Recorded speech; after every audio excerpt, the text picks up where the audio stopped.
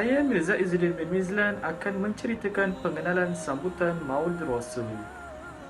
Maulid Rasul ialah majlis memperingati keputeraan Nabi Muhammad sallallahu alaihi wasallam yang kebiasaannya disambut pada setiap 12 Rabiul Awal. Menurut Imam As-Suyuti, Raja Al-Muzaffar Abu Said Qutburi Ibnu Zainuddin Ali bin Baktakiri 630 Hijrah adalah penguasa pertama yang menyambut Maulid Rasul secara besar-besaran. Dikatakan lebih kurang 300,000 dinar beliau telah gunakan untuk tujuan tersebut. Tujuannya tidak lain hanyalah untuk mengagungkan Rasulullah dengan mengingati sirah dan akhlak baginda. Berdasarkan ayat Quran surah Al-Anbiya ayat yang ke-107, "Wama arsalnaka illa rahmatan lil alamin," yang membawa maksud tidaklah kami utuskan engkau, yakni wahai Muhammad, melainkan untuk mendatangkan kerahmatan kepada seluruh alam. Bismillahirrahmanirrahim. Bersama dengan saya Ahmad Syamil bin Samsudin, bernombor metrik KSD 20060101. Jadi saya akan meneruskan perbincangan kita pada kali ini mengenai ikhtilaf hukum menyambut Maulidur Rasul. Mengikut pendapat yang pertama, iaitu mengharuskan, menurut Syekh Abu Syamah iaitu Syekh Darul Hadis di Damsyik berpendapat adalah dibolehkan sambutan Maulidur Rasul berdasarkan amalan oleh tokoh ulama pada zaman dahulu, di antaranya di Arbil, iaitu satu tempat yang terletak di wilayah Iraq. Antara ulama silam dan kontemporari yang berpegang kepada keharusan dan termasuk dalam bid'ah hasanah ialah Imam Jalaluddin As-Suyuti, Imam Ibn Hajar Al-Haytami, Syekh Dr. Yusuf Al-Qardawi dan Syekh Atiyah Sakar. Selain itu, para ulama mengharuskan Maulidur Rasul berdasarkan hadis di bawah. An Abi Qatadah Al-Ansari radhiyallahu anhu anna Rasulullah sallallahu alaihi wasallam su'ila 'anil yawmil isnain faqala fihi waladtu wa fihi unzila ila. Dari Abu Qatadah, maksudnya, sesungguhnya Rasulullah sallallahu alaihi wasallam ditanya tentang puasa hari Isnin. Baginda menjawab, padanya aku dilahirkan dan padanya, iaitu Al-Quran, diturunkan ke atasku. Riwayat Muslim. Pendapat yang kedua iaitu menolak.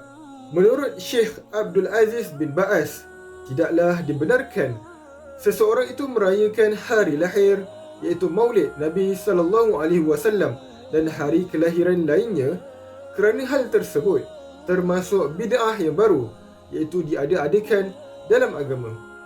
Padahal sesungguhnya Rasulullah sallallahu alaihi wasallam, para khalifah ar-Rashidin dan selainnya dari kalangan sahabat tidak pernah melakukan perayaan tersebut, dan tidak pula para tabi'in yang mengikuti mereka dalam kebaikan di zaman yang utama lagi terbaik.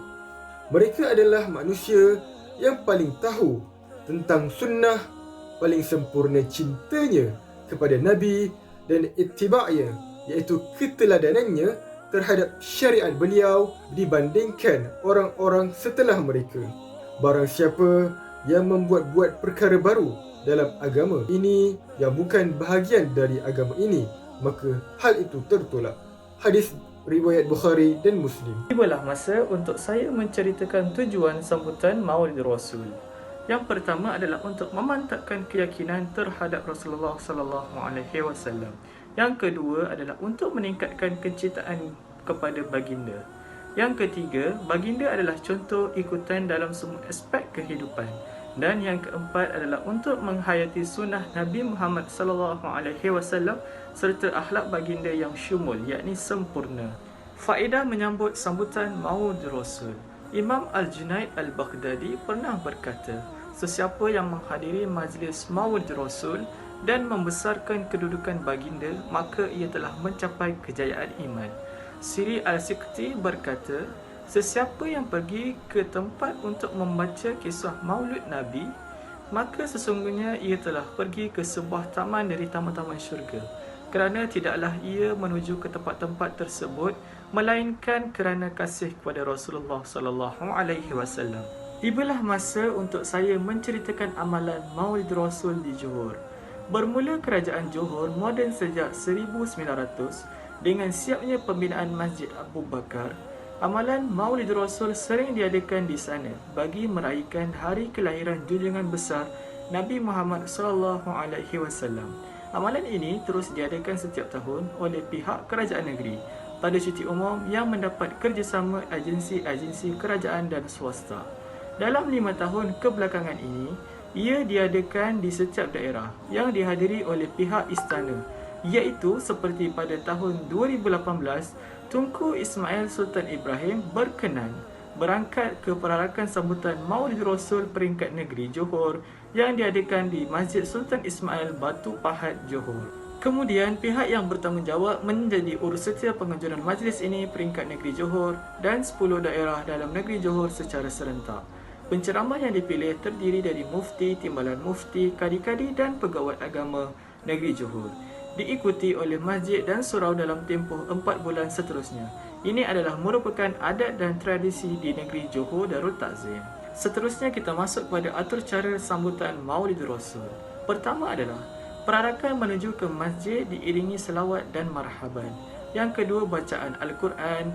Yang ketiga, ucapan alu-aluan oleh pengerusi jawatan kuasa agama negeri. Yang keempat, ceramah agama oleh tokoh tempatan. Yang kelima, bacaan berzanji.